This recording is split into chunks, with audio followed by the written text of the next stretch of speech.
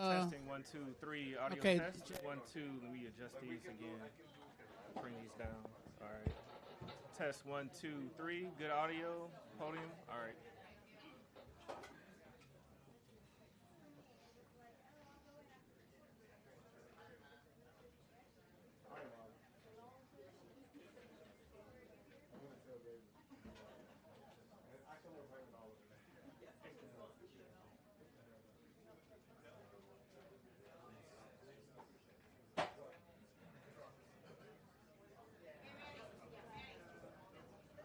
All right.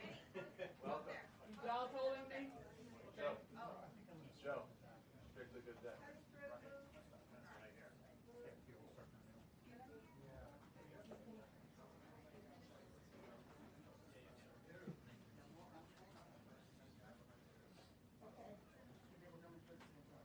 Okay. Hey, Peter, did you be a white balance? What? Okay. Yes, I'm here. Yes, I do. Thank you. Okay. I'm talking on the mic. 1 2 3. Okay, thank you.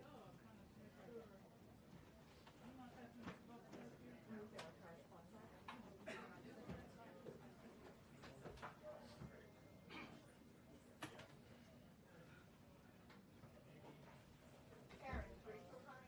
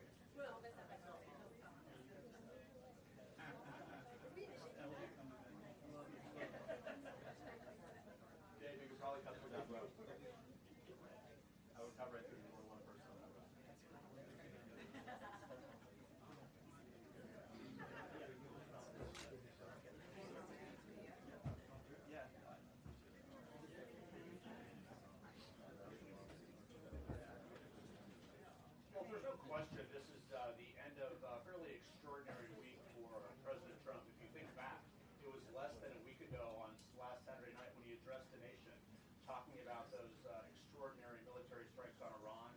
Then, of course, he went to the NATO summit in The Hague, and now he, of course, is back here, and he's expected to, I'm told, celebrate what he explained earlier as a giant win by the U.S. Supreme Court. Talking about the birthright citizenship issue, of course, even though the court is going to rule on the merits of that later, but also just the idea of executive power. Well, if you step back here after the first 6 months or so of the Trump administration, of this presidency, it's clear this is his Supreme Court. This is one of the major differences from his first term in office, of course. He has 3 justices that he appointed on the Supreme Court, and the judiciary across the country also has many Trump appointees. Now, it's been a mixed bag, if you will, of rulings, as we've seen, but the ruling today by the court, it will not cause immediate relief. It will send many cases back to lower courts and open the door for class actions, but it signals one big question that all presidents have, certainly this president has, and that is the power of the executive branch, the power of the presidency. And throughout the ruling, and I'm told that the president was hearing some passages, his advisors were reading to him, that a single judge cannot block the executive branch. So that is something I expect him to talk about here at the press briefing. But it's also a moment for the president to talk about other challenges. He's staying in Washington this weekend, which is unusual. He normally goes to his golf club either at Bedfordshire during the summer or Mar-a-Lago in the winter. But I'm told he's staying here to work with Senate Republicans. He wants them to get the job done, to pass his signature legislation by July 4th. That is very much an open question, the timing at least. So I expect the president is also to make some more sales pitches, if you will, on that. And there are some central questions hanging over that bill as well. Medicaid is valuable, is not to cut Medicaid. Even some Senate Republicans who are worried about the cuts in the bill, the effect it would have on rural hospitals across the country. So much on the line, much at stake for the president. But for now, at least, the end of the Supreme Court term certainly is something that the president would like to celebrate. Wolf? What did you get for one?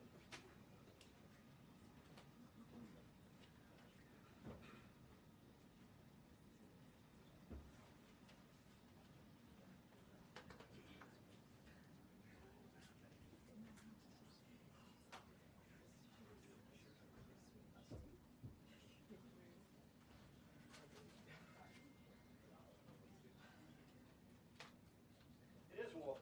By my memory, at least, we can check this. I believe it's only the second time he has had a news briefing here in the White House recently. And the first was in the early days of his presidency after the tragic plane crash at National Airport.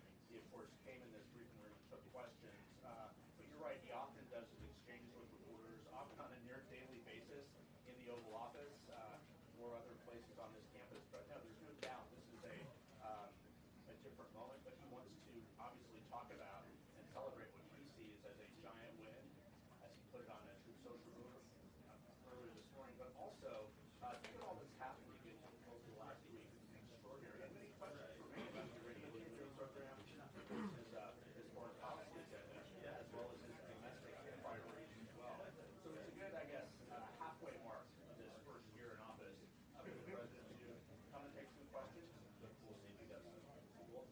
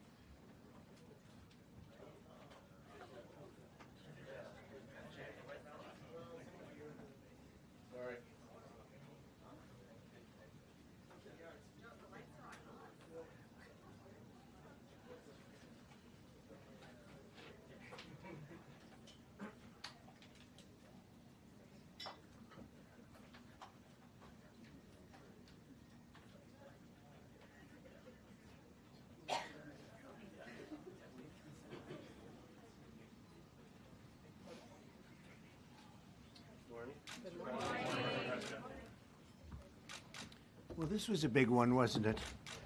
This was a big decision. An amazing decision, one that we're very happy about. This morning, the Supreme Court has delivered a monumental victory for the Constitution, the separation of powers, and the rule of law in striking down the excessive use of nationwide injunctions to interfere with the normal functioning of the executive branch. The Supreme Court has stopped the presidency itself. That's what they've done. And really, it's been an amazing period of time this last hour.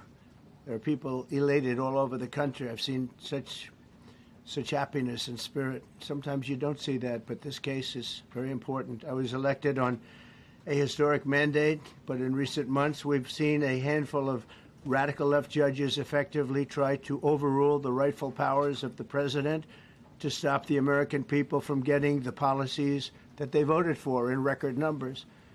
It was a grave threat to democracy, frankly, and instead of merely ruling on the immediate cases before them, these judges have attempted to dictate the law for the entire nation. In practice, this meant that if any one of the nearly 700 federal judges disagreed with the policy of a duly elected president of the United States, he or she could block that policy from going into effect or at least delay it for many years, tie it up in the court system. This was a colossal abuse of power which never occurred in American history prior to recent decades. And we've been hit with more nationwide injunctions than were issued in the entire 20th century together. Think of it, more than the entire 20th century, me. I'm grateful to the Supreme Court for stepping in and solving this very, very big and complex problem, and they've made it very simple. I want to thank Justice Barrett, who wrote the opinion brilliantly, as well as Chief Justice Roberts, and Justices Alito, Gorsuch, Kavanaugh, and Thomas. Great people. Thanks for this decision, and thanks to this decision, we can now promptly file to proceed with numerous policies that have been wrongly enjoined on a nationwide basis. And some of the cases we're talking about would be ending birthright citizenship, which now comes to the fore. That was meant for the babies of slaves. It wasn't meant for people trying to scam the system and come into the country on a vacation. This was, in fact, it was the same date, the exact same date, the end of the Civil War. It was meant for the babies of slaves, and it's so clean and so obvious. But this lets us go there and finally win that case, because hundreds of thousands of people are pouring into our country under birthright citizenship, and it wasn't meant for that reason. It was meant for the babies of slaves. So thanks to this decision, we can now promptly file to proceed with these numerous policies and those that have been wrongly enjoined on a nationwide basis, including birthright citizenship, ending sanctuary city funding, suspending refugee resettlement, freezing unnecessary funding, stopping federal taxpayers from paying for transgender surgeries, and numerous other priorities of the American people. We have so many of them. I have a whole list. I'm not going to bore you, and I'm going to have Pam get up and say a few words, but there's really, she can talk as long as she wants, because this is a very important decision. This is a decision that covers a tremendous amount of territory. But I want to just thank, again, the Supreme Court for this ruling. It's a giant. It's a giant. And they should be very proud, and our country should be very proud of the Supreme Court today. And with that, I'd like you to listen to the words of Pam Bondi. She's an incredible Attorney General. We're very proud of her. And as you know, Todd Blanche is with us, and we have so many others that worked on this case and other cases. And I think they're doing a great job. Pam, please say a few words. Thank you, President Trump. Thank you for fighting for all Americans. Americans are finally getting what they voted for. No longer will we have rogue judges striking down President Trump's policies across the entire nation. No longer. Today, in the 6-3 opinion, Justice Barrett correctly holds that the district court lacks authority to enter nationwide or universal injunctions. These lawless injunctions gave relief to everyone in the world instead of the parties before the court. As the Supreme Court held today, they turned district courts into the imperial judiciary. Active liberal judges have used these injunctions to block virtually all of President Trump's policies. To put this in perspective, there are 94 federal judicial districts. 5 of those districts throughout this country held 35 of the nationwide injunctions. Think about that. 94 districts, and 35 out of the 40 opinions with nationwide injunctions came from 5 liberal districts in this country. No longer. No longer. These injunctions have blocked our policies from tariffs to military readiness to immigration to foreign affairs, fraud, abuse, and many other issues. The judges have tried to seize the executive branch's power, and they cannot do that. No longer. No longer. And on immigration, on a side note, today marks 2,711 arrests on these terrorists and these gangs. Total arrest today with HSI investigations. And thank you, Stephen Miller. Thank you to Homeland Security. Thank you to everyone working hand in hand with the FBI on all of these transnational gangs. TDA has been a huge terror to our country, as well as MS-13, as well as Sinaloa cartels. No longer. No longer. These injunctions have allowed district court judges to be emperors. They vetoed all of President Trump's power, and they cannot do that. This has been a bipartisan problem that has lasted 5 presidential terms, 5 different presidents, and it has ended today. We will continue to fight for President Trump's policies. I want to thank the Office of White House Counsel, Dave Warrington. You and your staff have been incredible. Our Solicitor General's office, John Sowers, Sarah Harris, and Todd Blanche and Emil Bovey. Todd's going to say a few words because we've had another major ruling today on transgender books and some other great wins that we've had. But no longer will they have this power in our country. It is the president's authority under his executive branch to do everything to fight for the American people, and he will continue to do that. That's why he was overwhelmingly elected. Thank you. Thank you. Yeah, today's a great day for the rule of law. It's a great day for the Justice Department, and it's one that's been a long time coming, and one that every American should have been waiting for with bated breath. And so I echo what the President said and Attorney General Bondi, that the Supreme Court did a great thing today, not only for this administration, but for every American in this country. If not for the injunctions case, we would be here talking about another great decision that came down today, the trans books case, which restores parents' rights to decide their child's education. Seems like a basic idea, but it took the Supreme Court to set the record straight, and we thank them for that. And now that ruling allows parents to opt out of dangerous trans ideology and make the decisions for their children that they believe is correct. And so we thank the Supreme Court for that. There's been multiple decisions over the past several weeks that just show why this nationwide injunction ban had to happen. For example, what I mean by that is local district court judges issuing decisions that are clearly contrary to law just because they don't like the policy of President Trump. And when it gets to the Supreme Court has to correct it. But that takes time. The Attorney General thanked our lawyers, and I'll do it again.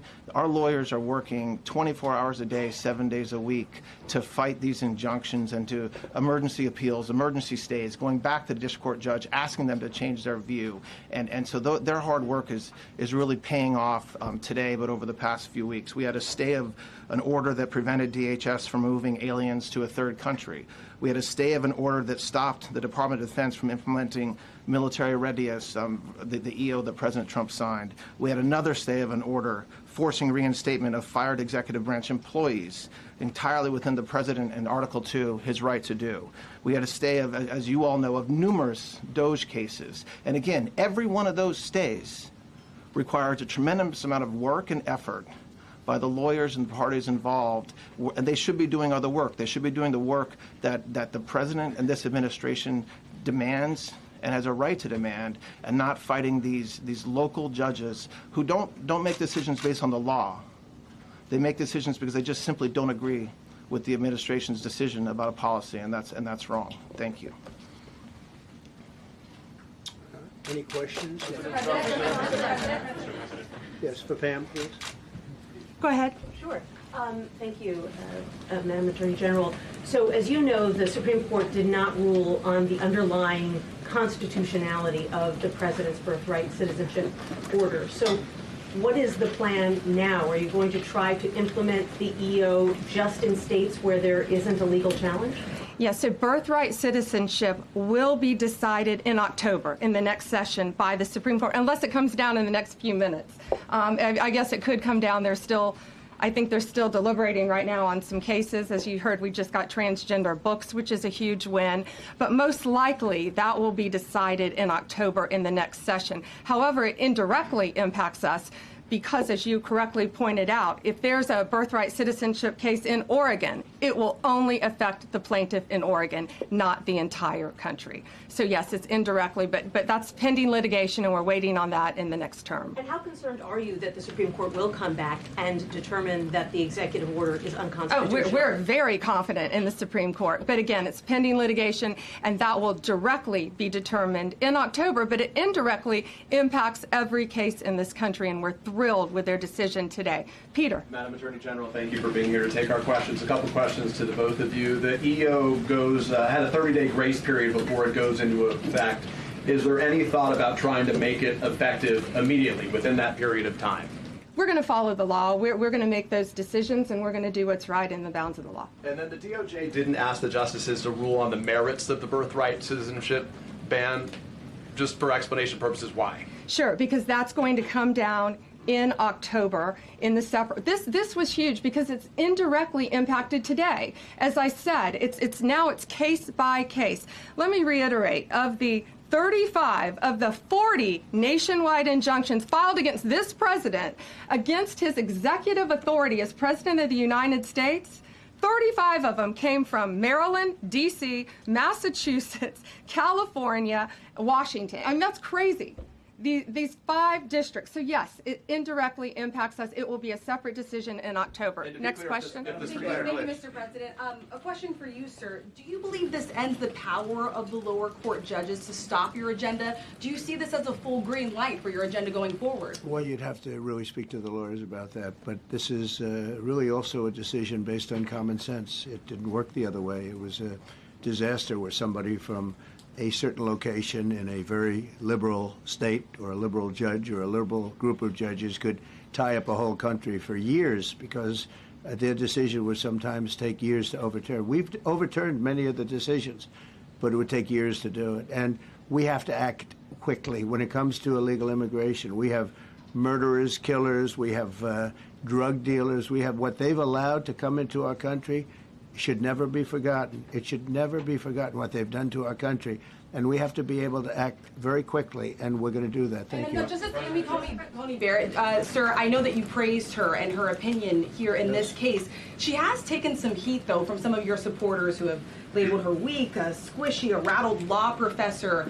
What is your take on that? I don't know about that. I just have great respect for her. I always have. And her decision was brilliantly written today. From all accounts, yeah. Transgender rulings, Mr. President. What would you say to Americans who fear that this is more and more concentration of power in the White House and the executive? Well, this really brings back the Constitution. This is what it's all about. And this is really the opposite of that. I mean, the question is fine, but it's the opposite. The Constitution has been brought back. Mr. President. Thank you so much, President Trump. Illegal crossings in the border are 0 now. 0. Does everyone hear that? 0. Trump 2028! Do you intend, President Trump? Who's that guy? I like him. He's working the cameras. With this new reality, President Trump, in the border, do you intend to engage personally with leaders from South America, not only Central America, Sure. in order to I do tackle that this anyway. situation? situation, I in do a that regional anyway. way, and if you have a perspective of meeting some presidents from South America, as Brazil, for example. Well, you see, as an example, not South America, but NATO over the weekend. Yeah. They have great respect for our country now. They did things that nobody thought was possible. They took funding from 2% to 5%. Nobody thought they'd ever pay the 2%, and now they're paying the 5%. It's over $1 trillion more a year. Think of that, $1 trillion. Nobody thought that could happen. That's a different group of people, different countries. But we get along with a lot of countries. We are respected again. Our country, the U.S., is respected again. Was not respected 6 months ago, I can tell you. Can we ask about the big beautiful bill? Yeah, go ahead, please. Yeah, Mr. President, you have a deadline coming up on trade in 2 weeks. Which countries, if On what? any, on trade, on tariffs, Yeah. sir? Which countries, if any, are close to agreements with the administration? Well, that's an interesting question. We've made a deal with China. We've made a deal with probably 4 or 5 different countries. With the UK, it was a great deal for both. And we're in the process of making some others. But ultimately, in fact, Scott is here, and Howard Lutnick, these 2 guys have been doing an incredible job, and the people that work with them have been doing an incredible job. But, you know, we have 200 countries, you could say 200 countries plus. We can't do that. So at a certain point over the next week and a half or so, or maybe before, we're going to send out a letter. We talked to many of the countries, and we're just going to tell them what they have to pay to do business in the United States. And it's going to go very quickly. But some of the bigger countries, so India, I think we're going to reach a deal where we have the right to go in and trade. Right now it's restricted. You can't walk in there. You can't even think about it. We're looking to get a full trade barrier dropping, which is unthinkable. And I'm not sure that that's going to happen. But as of this moment, we've agreed to that, go into Indian trade. We're going to be trading in China. That's going to come a little bit down the road, but we're going to be trading in China. We have a lot of great things going, and we're getting along with countries, but some will be disappointed because they're going to have to pay tariffs. And we've taken in already hundreds of billions of dollars in tariffs. No inflation. The only problem we have is we have a Fed guy that doesn't understand what's happening, and it would be great if he'd lower the rate because we'd be able to borrow a lot cheaper. Yeah, go ahead, please. A question. Why don't we keep it on this subject? This is such a big subject. You know what? Trade is so big, but this, I don't know, in a certain way, this might be bigger than trade. I think this is bigger than trade. Yes, please, go ahead. I was wondering, though, if you could... Go ahead. Sir, on the transgender ruling, the Supreme Court ruling that parents with religious objections can pull their kids out of public school lessons that use LGBTQ materials. Pam brought it up. Your reaction to that ruling today, sir? I think the ruling was a great ruling, and I think it's a great ruling for parents. It's really a ruling for parents. They lost control of the schools. They lost control of their child. And this is a tremendous victory for parents. And I'm not surprised by it, but I am surprised that it went this far. It took us to bring life back to normal. So it's wonderful. It's parental. And I kept saying, we will give you back your parental rights. They were taken away, and this is a tremendous victory for parents. Yeah. Mr. President, if you look at the back at the last week, it's been extraordinary in terms of the action in the Middle East. You were at The Hague. I'm wondering hell now, of a week, hasn't it? I'm wondering now if you believe been that some Iran. week. I'm wondering now, sir, if you believe that Iran has given up its long history of ambitions with nuclear weapons, or what you would like to see from them to prove that they do, and what type of meetings is your administration looking for next week with Iran? So Iran wants to meet. As you know, their sites were obliterated. They're very evil nuclear sites. They were now has been proven. We had some fake news for a little while. The same people that covered the Hunter Biden laptop was from Russia. The same people that did 3 or 4 other Russia hoax. But on their ambition. No, wait, just listen. They came up with something that delayed the credit that our great pilots and these great what talent that was, and they hit it right down in the spot. 52,000 feet. Think of this dark, no moon, you couldn't see a thing, and they hit the refrigerator door, as they say. That's the size of a target, and overwhelmingly, and it's amazing what was done. We're the only ones that could have done it, and we took out the other, 2 of the other sites also. In addition to that, we finished them off. That was a very evil intention. I believe that, and again, time will tell, but I don't believe that they're going to go back into nuclear anytime soon. They spent over $1 trillion on nuclear, and they never got it together. And nothing was moved from the site, by the way. To do that is very dangerous. It's very, very heavy material. Those cars were most likely the cars of masons because they were pouring concrete at the top, at the hatch, as you know, the hatch going into the nuclear site. They wanted to reinforce it, and they had some masons there pouring concrete. By the way, that concrete was obliterated. It hit exactly at the concrete. It was, I don't think it had a chance to dry, but everything's down there. It's under millions of tons of rock. Please. Yes. Your administration has said that El Salvador is one of the safest countries in the hemisphere. So why haven't you yet canceled temporary protective status to that country? Was it part of the deal? Well, we'll take a look. We've had a great relationship with El Salvador. They have a fantastic leader. They built a massive prison system. And I don't know exactly why, but it's a hell of a system. And we bring people there, and when they go there, they don't get out. And frankly, when they hear they have to go there, they become very nice people. They become very nice people. It's a tough system, but it's a brilliant system. And it's a system done by a very, very good leader. We'll talk about El Salvador. A lot of respect. Yeah, please. Thank you. A question for you and then a question for the Attorney General. As you go into negotiations and talks with Iran, are you demanding not only that there would be no uranium production inside of Iran, but also that Iran would turn over all existing stockpiles of uranium? Well, you know, we're a little early for that, but something like that, yeah, we'll do something like that. Let me say that I've been saying for 25 years, even as a civilian, you cannot let them have a nuclear weapon, and that's what happened. It's been obliterated. It would be years before they could ever get going, and I really think it's probably the last thing. They have to recover from a hell of a tough war. Would you also be demanding that the IAEA have full rights to inspect in Iran? Or somebody, yeah, or somebody that we respect, and including ourselves. And a question for both the President and the Attorney General. Under birthright citizenship, if this is implemented, who would be tasked with actually vetting citizenship? And how, like, would this be a situation where you have nurses and doctors checking for citizenship of parents, or? This is all pending litigation. It's going to be decided in October by the Supreme Court, and we'll discuss that after the litigation. If you have an undocumented baby, would that baby then be an enforcement priority? The violent criminals in our country are the priority now. Let me put it in perspective. Today marked the 2,711th arrest in our country of TDA members, just TDA. Everyone in this room agrees they are one of the most violent criminal organizations in the world. And the Biden administration let them walk into our country for the last 4 years.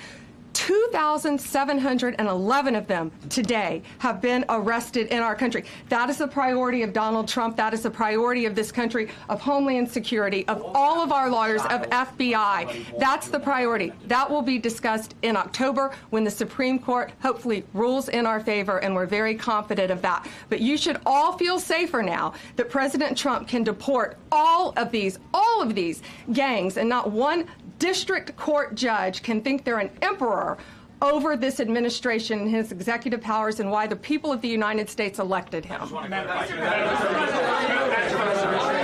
just might add one thing, and you know, they used birthright citizenship, some of the worst people, some of the cartels, to get people into our country, just so you know. And again, I say, if you look at the end of the Civil War, the 1800s, it was a very turbulent time. If you take the end day, was it 1869 or whatever, but you take that exact day, that's when the case was filed. And the case ended shortly thereafter. This had to do with the babies of slaves, very, very obviously. And I think we're going to win. People didn't, I don't think they went about discussing it right. I came along and we looked and we said, wait a minute, this is wrong. We've been looking at birthright citizenship wrong for years, but they've used it. The cartels have used birthright citizenship to get very bad people in, and what Pam's doing and what Todd and everybody else, what they're doing at DOJ and all over, FBI, ICE, Border Patrol, these are incredible people. They're trying to keep our country safe, and they don't want to have people come in. This is just another way that they get illegal immigrants into our country, and in some cases, very, very bad ones. Go ahead. Thank you, Mr. President.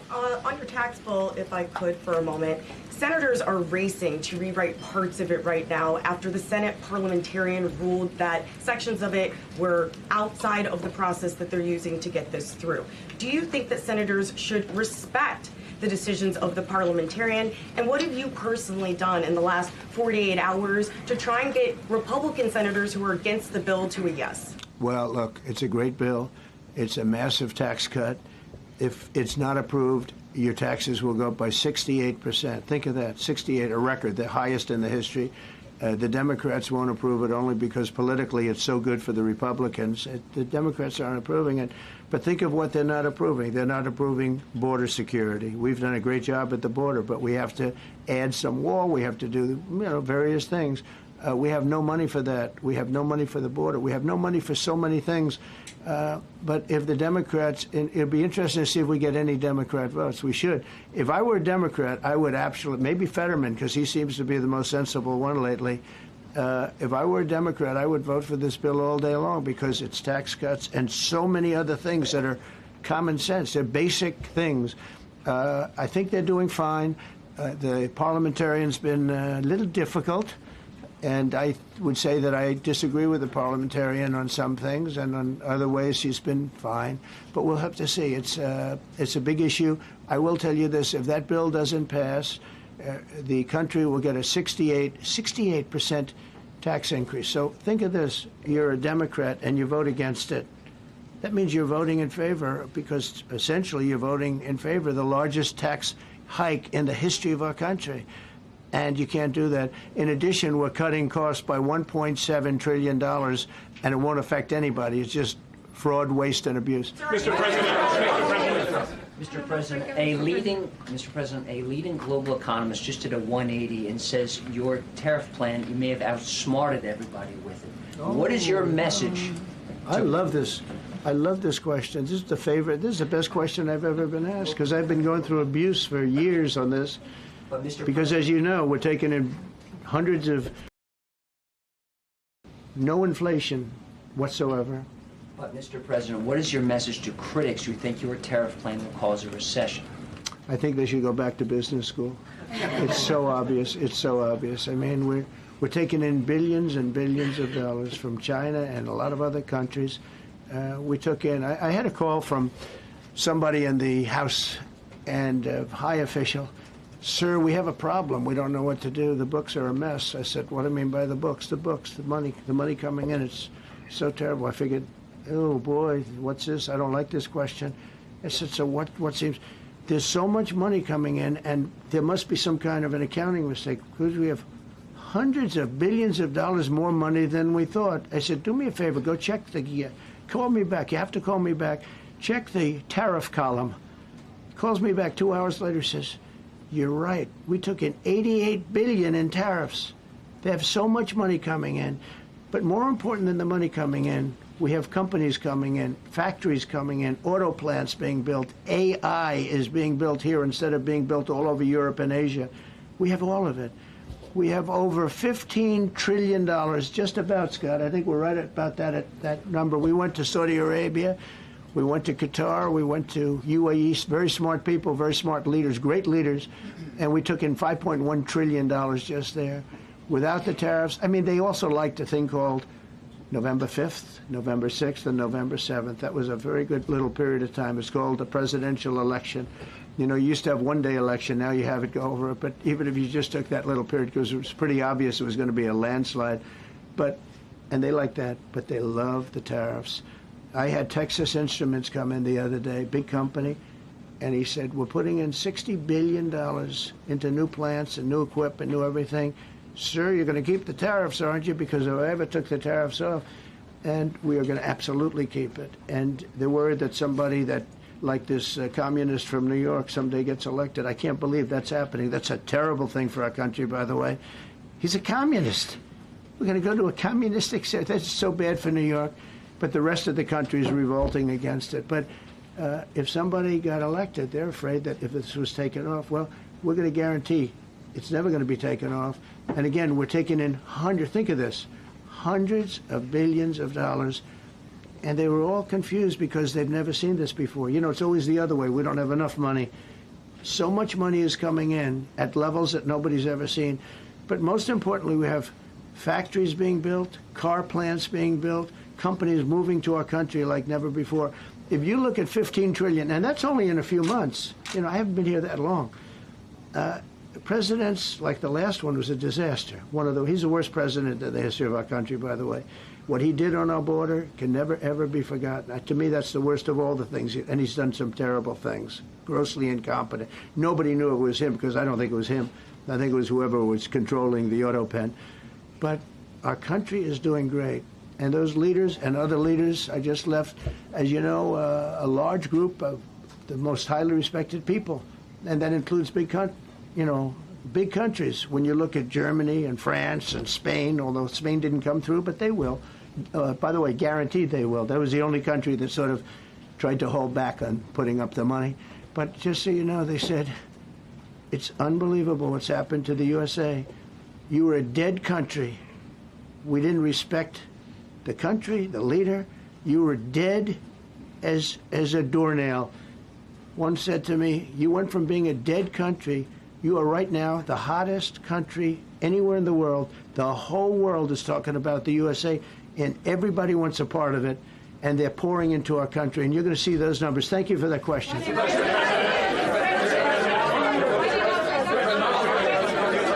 Yeah, go ahead. Thank you, Mr. President. I have a question about trade. Secretary Bessent has said that he hopes tariff deals with major partners will be done by Labor Day. So if some deals are not done by your July 9th deadline, will some countries' tariffs go back up, or will they stay where they are now? Well, there are some countries that are used to ripping us off, to be honest with you. And I don't want to name them, but you sort of can name them. And they're so used to just, taking it billions and billions of, look, we had a trade deficit of more than $1 trillion. Think of a trillion, a trade deficit. That's because nobody cared. We cared a lot when, I took in hundreds of billions of dollars in tariff. We had the greatest economy in history up until now. I think we're going to blow it away. But during my time, and especially prior to COVID, we had the greatest economy in the history of our country. I think we're going to blow it away now based on the kind of numbers that we're seeing. But some countries are very angry because they've been ripping us off for years. They've been making billions and billions of dollars. There was nobody to negotiate with. They could do whatever they want. They charged us tariffs, by the way, at numbers that we've never seen before. And we ended up losing much more than $1 trillion a year. $1 trillion a year on trade. And now they're being met with a force that's far greater than them, and they don't like it. So they're upset because instead of making, $5 billion, they're going to break even. Or they'll make a little bit. I want to be nice. They'll make a little bit. Or we'll make a little bit. It's a big difference. Yeah, please go. Go ahead. Red dress. On the 2020 election, is there any more information on the special prosecutor? So many Americans still have questions about the 2020 election. And speaking of rogue judges, would you consider appointing somebody at DOJ maybe to investigate the judges that allowed for the political persecution of you, your family, and your supporters during the Biden administration? I love you. Who are you? I'm Clara from Lindell TV. Well, that's just a very nice question. And it's not a setup. I have no idea who you are, but I appreciate that question. All I can say is we're not here for that. I hope so. I hope they're doing a thing because that election was rigged and stolen, and we can't allow that to happen. A lot of people tell me, sir, you just won the greatest election in the history of our country. You won at numbers that won all 7 swing states, won the popular vote, won everything. Sir, go on with your life. And many people that say that, good people, friends of mine, then you have people that say that same thing, go on with your life, but you have to find out what happened because you can't let that happen again. Look at what this lunatic did. Look at what he did. He opened our borders to people that were murderers, 11,888 to be exact, murderers. And we've captured many of those murderers, and we're bringing them back. Or some of them are so dangerous that we don't even want to bring them back. We're afraid they're going to try and come back in. But he allowed people to come into this country, people from mental institutions, insane asylums. That's a mental institution on steroids. People from mental institutions, gang members, drug dealers, people, jails, being emptied out into our country. Venezuela emptied out almost its entire prison population into our country. But I don't want to blame them. Many countries have done that. The Congo, we have a great press conference coming up later, and it's the Congo and Rwanda. They were fighting for years, and it was machetes, it was vicious, it was as vicious, people's heads being chopped off. And I have a man who's very good in that part of the world, very smart, and put them together, and we're signing a peace treaty today. First time in many years they're going to have peace, and it's a big deal. We talk about Russia, and we're working that one. President Putin called up, and he said, I'd love to help you with Iran. I said, do me a favor. I'll handle Iran. Help me with Russia. We got to get that one settled. And I think something's going to happen there. But we did some great work. India and Pakistan. That was going to be maybe nuclear. We did that. We did a lot of work. I don't know if there's ever been a president that's done much more. Serbia, Kosovo was going to go at it. Going to be a big war. I said, you go at it. There's no trade with the United States. They said, well, maybe we won't go at it. That's what happened with India and Pakistan. I was negotiating with both of them, and I said to Scott, I said to Howard, cancel all deals with India and Pakistan. They're not trading with us because they're in a war. They called back, what do we do? I said, look, you want to have trade with the United States, it's great. But you want to go and start using nuclear weapons on each other, we're not going to allow that. And they both agreed. Both have great leaders. They both agreed not to do it. So we did a lot, but I appreciate that question.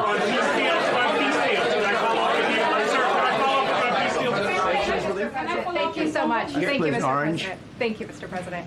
I was just speaking with Senator Ron Johnson on the One Big Beautiful Bill, and he says he really wants to get to yes for you and get this accomplished. He does. He's a good man. But he also said that he needs more time, and he is not certain that the July 4th deadline is possible. Well, then he's not such a good man. Because there's too much work to do. He's a good man. Ron How Johnson's important- doing a good job. He's very committed.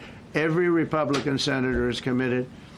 And, you could have a couple of grandstanders, in all fairness. You could have somebody else. And it's very dangerous because our country would go from being the most successful country in the world to who knows what happens with a 68%, think of it, 68% tax increase. That was given by the Democrats because they like high taxes. I don't know what happened. All my life, I'd grow up and I'd watch politicians talking. I'd say, oh, that's fun. And they were always saying, we will cut your taxes. We will cut your tax. I never heard it. They say, we will raise your taxes. And they elect people like this guy in New York that maybe has a chance. I find it hard to believe, but he maybe has a chance. They want to raise your taxes. So they want to see a 68% tax increase. That's more money than anybody could afford. You'd go into a depression if that ever happened. So I think there's a lot of pressure to get that approved. How important is the July 4th deadline to you?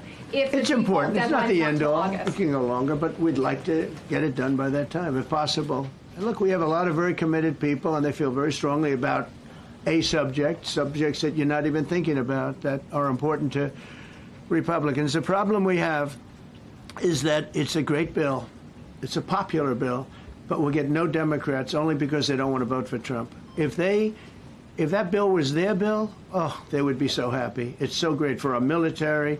It's great for everything. And they would normally vote, but because their hatred of Trump, they have Trump derangement syndrome at levels never seen before. And instead of voting for a tax cut, they're voting for a tax increase of 68%. They're voting to destroy Social Security, destroy Medicare, and destroy Medicaid. And we're voting to make them perfect and to make them better, make them stronger and better. They're going to destroy Medicaid, and they're going to destroy Medicare, and Social Security will follow. If you vote for the Democrats, you're dead on those three things. Thank you, Mr. President. On a related subject, many Democrats have said that they are not going to support crypto bills in Congress only because of you and your family's personal crypto ventures. And these votes are in some cases needed to pass. Are you open to the idea of pulling away from your personal crypto ventures just for the next few years if that helps get these crypto bills passed in the next few months? Well, it's a very funny thing, crypto. So I became a fan of crypto, and to me it's an industry. I view it as an industry, and I'm president. And if we didn't have it, China would, or somebody else would, but most likely China. China would love to. And we've dominated that industry. It's a big industry, by the way. In fact, when the stock market went down recently, crypto and Bitcoin and all of that went down much less than anybody else as a group.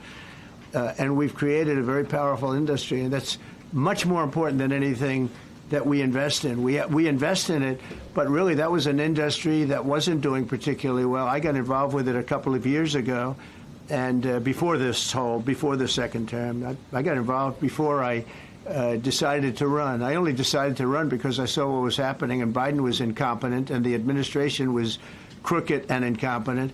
And I was in Bitcoin then, not knowing if I was going to do it a third time.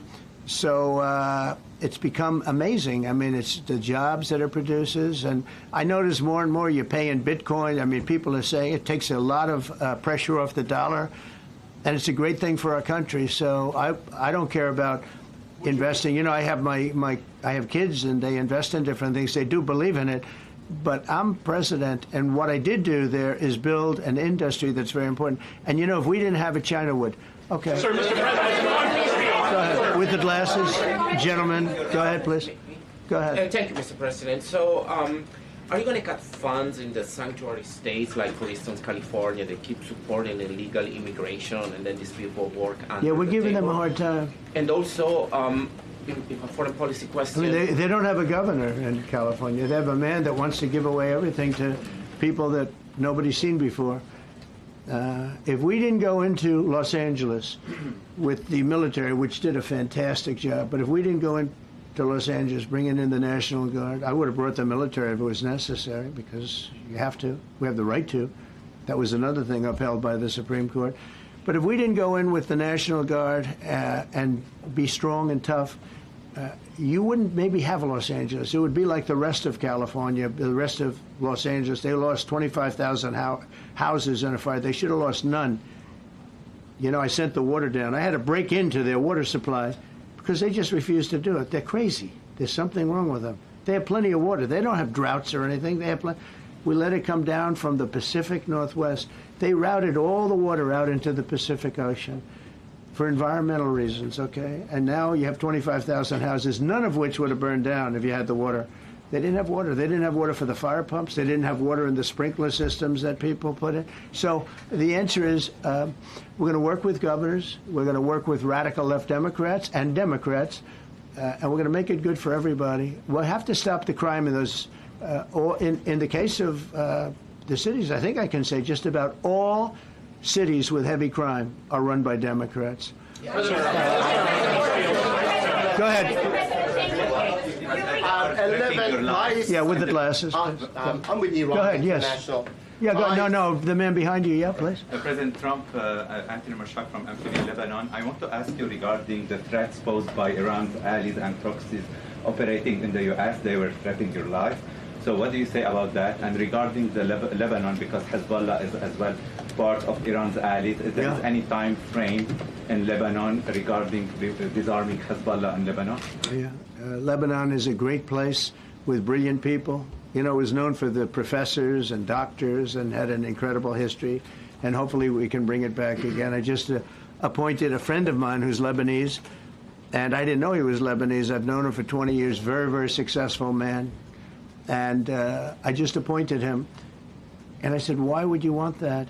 He said, because I was born there, I was raised there, I love it. I love it so much. I said, you know, it's very dangerous going to Lebanon as ambassador. And he said, that's what they say, but I don't care about danger. I mean, this is a guy that is just a very big business guy. He wants to give up his whole life to go to Lebanon because he believes in it so much. We're with Lebanon all the way. We'll try and straighten it out. Your life as well. So what action? Threaten my life? Yeah, they have threatened. I get that throbbing feeling every once in a while. Get that throbbing feeling, but you know what? That's okay.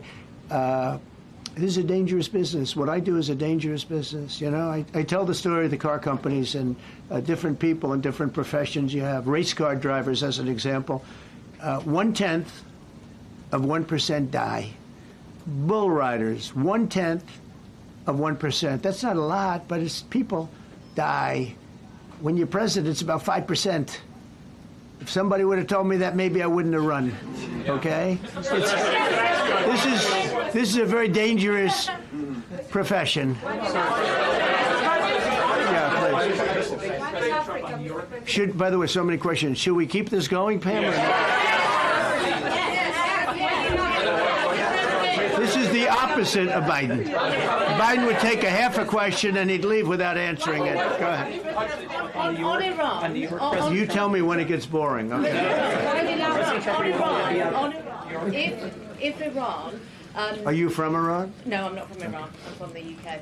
But if the intelligence reports conclude that Iran can enrich uranium to a level that concerns you, would you consider bombing the country again? Without question, absolutely. Have you had any conversations? Turned out to be unbelievable. But, our incredible flyers and I call them the shots, these guys are unbelievable. Think, from 52,000 feet, they hit the equivalent of a refrigerator door. They actually hit it right in the center, so it's much smaller than that. And just bomb after bomb going deeper, deeper, blowing up. Incredible, incredible thing. I don't know if you heard the general. He was very impressive. Raisin Cane. He's the one that beat ISIS for me. And he did it in a matter of weeks. And I was told it was going to take 4 or 5 years. And when I got this job, I always said, if I get this job, I'm going to put that guy as the head of the Joint Chiefs of Staff. And Dan Kane, and he, when I heard his name was Raisin, his nickname is Raisin Cane. I said, you got to be kidding. So I liked him right from the beginning. But he knocked out ISIS in a time that nobody ever thought possible. And when this attack was completed and so successful, I said, now I know how you knocked out ISIS so quickly. But we have the best people, we have the best equipment in the world. I rebuilt the military during my 4 years, during my other term. We have the best equipment in the world. The problem is we gave away, a lot of it, but small, relatively speaking. We gave a lot of it away to Afghanistan. Shouldn't have happened. That just shows how incompetent they were. They gave all that equipment away, billions and billions of dollars worth. Shouldn't have happened, but that was small compared to what we have. Now we have a great military with great people. Okay. Yeah, please. Mr. President, congratulations. A couple of very different questions. One is Rwanda, 1994. As you grew up in New York, we all knew how horrific those attacks were. Congratulations on that treaty. There are talks that perhaps... That's going to take place today at 3 o'clock in the Oval Office. We're going to have a signing with Rwanda and the Congo. I have a follow-up. So I'm a little out of my league in that one because I didn't know too much about it. I knew one thing. They were going at it for many years and with machetes. It is one of the worst wars that anyone's ever seen. And I just happened to have somebody that was able to get it settled. I mean, just a brilliant person who is very comfortable in that part of the world. It's a very dangerous part of the world. I said, are you uncomfortable there? People are being killed. School children are being raided and killed. And I don't even want to say how, but as viciously as I've ever heard. Are you uncomfortable? No, that's the part of the world that I know. Very comfortable. Was able to get them together and sell it. And not only that, we're getting for the United States a lot of the mineral rights from the Congo as part of it. They're so honored to be here. They never thought they'd be coming to. Look, this is a very tough part of the world. They never thought, they were just telling me, they never thought they'd ever be coming to the White House. And they're so honored. And so we're going to give them a great big reception. But that's after many years of fighting. It's a great thing. That's at 3 o'clock, I believe. Sir, are you concerned at all about secret nuclear sites in Iran? You talked about maybe just secret nuclear sites? Yes, that there might be some Not really. Can I tell you? They're exhausted. And Israel's exhausted too. And I dealt with both of them. And they both wanted it settled, both of them. And we did a great job, but they're exhausted. The last thing they're thinking about right now is nuclear.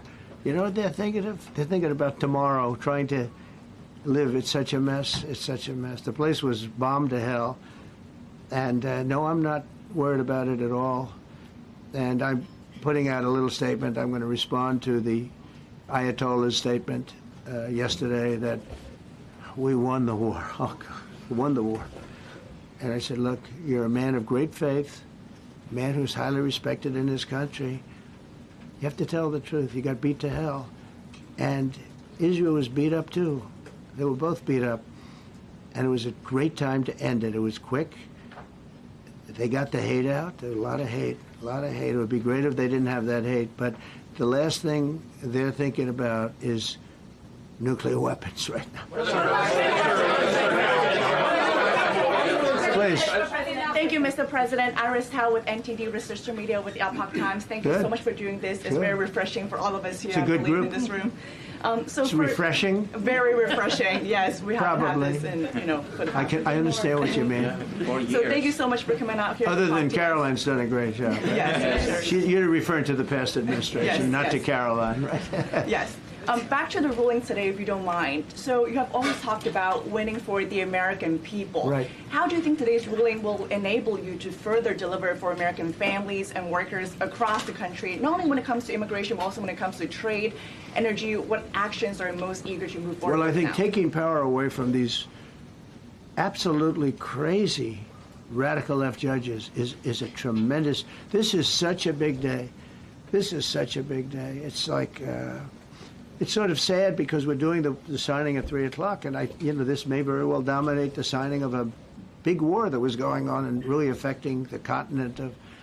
Think of it, the entire continent of Africa was being affected, and we're settling that war today, and this will probably be a headline. But this is a very big moment, and it gives power back to people that should have it, including Congress, including the presidency. And it only takes bad power away from judges. It really doesn't take power. It takes bad power, sick power, and unfair power. And it's really going to be, this is a very monumental decision. Yeah, please. Yes, President, thank you very much. On July 9th, is that July 9th date set for tariffs to snap No. back, or could there be a... We can do whatever we want. We could extend it. We could make it shorter. I'd like to make it shorter. I'd like to just send letters out to everybody. Congratulations, you're paying 25%. He doesn't want. He's a much nicer person than I am. Go ahead. Did you finish it up? Who are you considering for the Federal Reserve then? And are you speeding up that process? I see Secretary... Oh, he's terrible. He's terrible. I mean, I have a list of things. We're like 38 on the list. We pay, Cameroon and different places are paying the same as us. Because, you have somebody sets a rate at 4% or 4.5%. It's hard to go out and say we should be paying 1% when you have your so-called experts doing that. And the sad part is, as per the question that you asked about tariffs, we've had the tariffs and we have less inflation than we had before. What we have is a hell of a lot more money, a hell of a lot more income, and we shouldn't be paying a rate like that. In other words, when we pay a rate, I'll tell you, each point is the equivalent of $300 billion. So if we had it down 3 points, because I think we should be at 1, you have Switzerland is at 0.25. In other words, 25% of 1%. And they're the number 1 right now.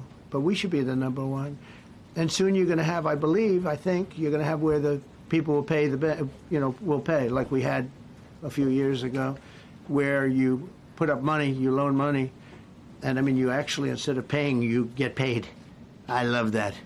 I don't know if it's any good, but I love it, where you put up money and you get paid. But we should be in a category, so we should be at the top of the list, not toward the bottom of the list. But we have a man who's not a smart man, and he probably has Trump derangement syndrome.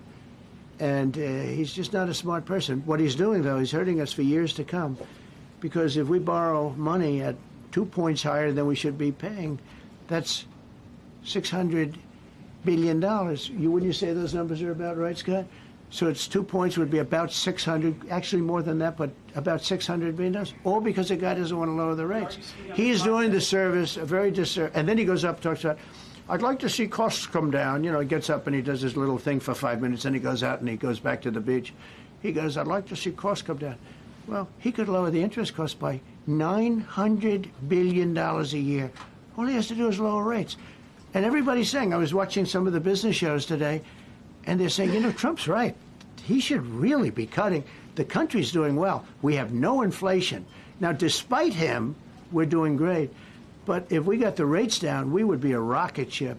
So I think that'll be it. And I just want to thank everybody. This is a really big day. We've had a big week. We've had a big week. We've had a lot of victories this week.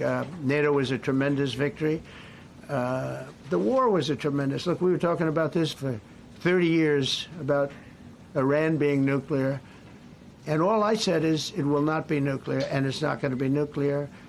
And You know, I want to give credit to a lot of people, and most importantly to our great military. Boy, they put out that fire. Once that happened, once those bombs got dropped, that war was over. That war was over. But I just want to compliment them. Incredible. The general and all of his generals. Pete Hegseth was great. They were all. And now I want to compliment Pam. A lot of genius went into this. You know, people, if you don't say it exactly right, if the Supreme Court doesn't get it because it's incorrectly spoken about, and that happens. A lot of cases are lost because they don't say the right words. But I want to correct. She's going to go down as a great attorney general. I may change my mind about that. I don't know. Maybe someday I'll have call and say I was only kidding. She's going to go down as a great attorney general. This was a tremendous win, and we've had tremendous wins, but this was a tremendous win today. So I just want to congratulate you and Todd and your whole staff. Very brilliant people, and we can't forget John Sauer. That's right. Who is with. There's a medical emergency within his family, so he's taking care of that, and we said absolutely. So I just want to thank everybody very much. Thank you. Jeff Bezos on his wedding weekend. Thank you, Mr. President. Thank you, sir.